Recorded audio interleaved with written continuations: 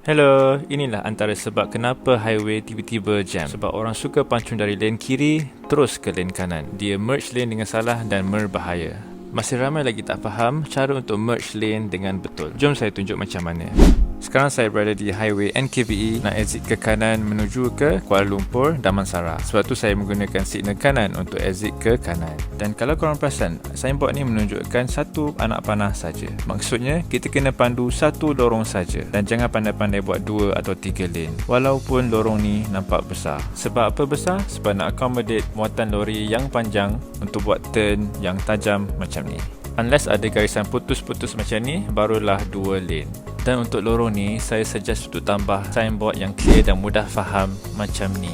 Dan tengok, orang boleh je ikut arahan kalau ada signboard yang clear dan design jalan yang prominent dan teratur. Okey, kembali kepada kelas merging.